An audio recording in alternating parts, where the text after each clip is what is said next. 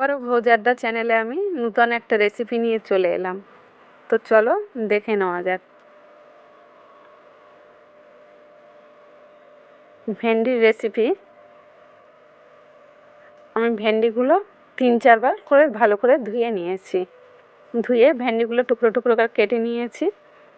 ভেন্ডিতে একটা আলু দিলাম। আর চিংড়ি মাছগুলোও আমি কিছুটা চিংড়ি মাছ কেটে ধুয়ে নিয়েছি। এবার গ্যাসে একটা কড়াই বসিয়ে একটু সর্ষের তেল দিয়ে দিলাম। সর্ষের তেলে দারুচিনি আর লবঙ্গ ফোড়ন দিলাম। একটা বড় পেঁয়াজ কুচিয়ে দিলাম। পেঁয়াজটা যাতে তাড়াতাড়ি বাদামি কালার হয়ে আসে তার জন্যে একটু লবণ দিয়ে দেবো। লবণ দিয়ে ভালো করে নাড়িয়ে ছাড়িয়ে পেঁয়াজটা বাদামি কালার হয়ে এসছে। এবার চিংড়ি মাছটা দিয়ে একটু হলুদ দিয়ে দিলাম আর গুঁড়ো লঙ্কা দিয়ে আবার ভালো করে নাড়িয়ে ছাড়িয়ে নিচ্ছে। এবার ধুয়ে কেটে নিয়েছিলাম ভেন্ডি আর আলুর টুকরোগুলো দিয়ে দিলাম। দিয়ে আদা রসুন বাটা দিয়ে দিলাম। দিয়ে আবার ভালো করে কষিয়ে নিয়ে খুব ভালো করে নাড়াচাড়া করে নিতে হবে।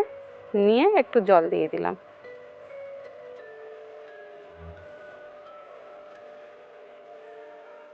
জল দিয়ে ভালো করে নাড়িয়ে চাড়িয়ে আমি ঢেকে রাখবো। 10 মিনিট মতন ঢাকা রাখবো। 10 মিনিট পরে আবার ভালো করে নাড়িয়ে ছাড়িয়ে নিচ্ছি।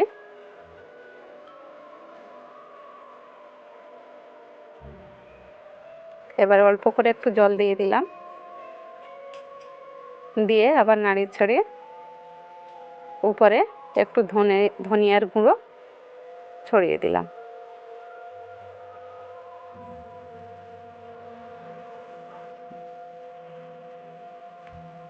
এবার একটু ঢাকা রাখবো।